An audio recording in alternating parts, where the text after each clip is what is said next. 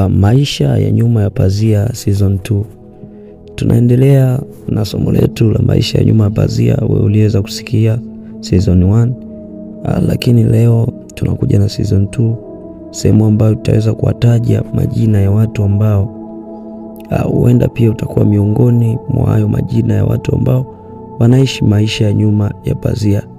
Kama ulikuwa hujafahamu, sikiliza majina haya kwa makini uweze kutambua watu ambao wanaishi maisha ya nyuma ya pazia. Kwanza kabisa, wachungaji wanahubiri imani lakini wanapambana na magumu kimya.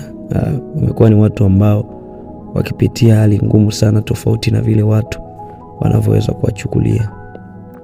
Wengine waimbaji wa injili wanabariki wengine, lakini maisha yao binafsi ni ya mateso sana. Wengine ni watu maarufu, yani master, wanapendwa hadharani, wanapendwa sana hadharani, lakini wanajichukia faragani.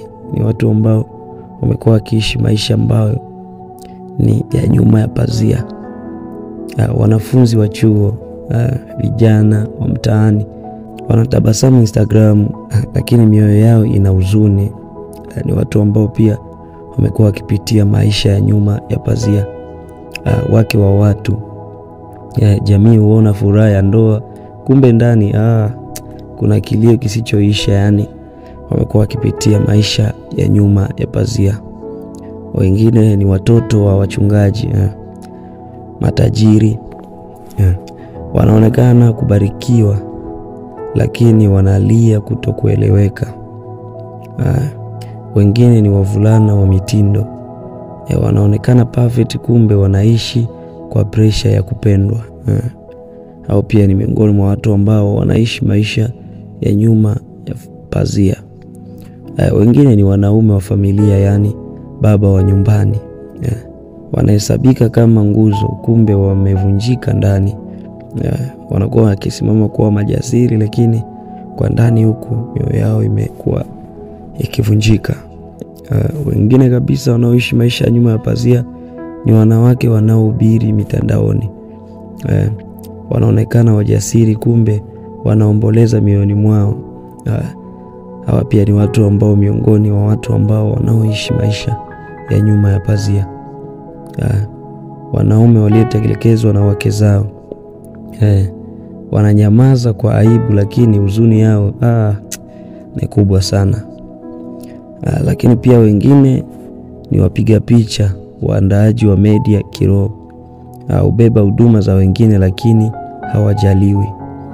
Ni watu pia ambao wanapitia maisha ya nyuma ya pazia. Watu pia wengine wanaopitia maisha ya nyuma ya pazia ni wafanyabiashara waliofanikiwa mitandaoni.